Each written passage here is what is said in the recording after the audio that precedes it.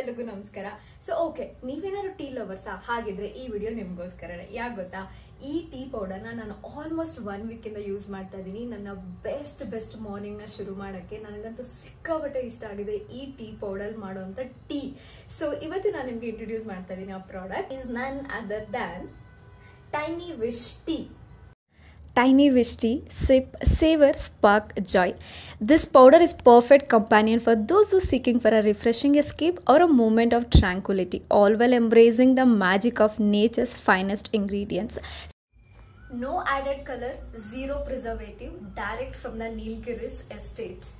Premium quality at affordable price. Every bestie needs 3 important key. One is color, and the second key is aroma.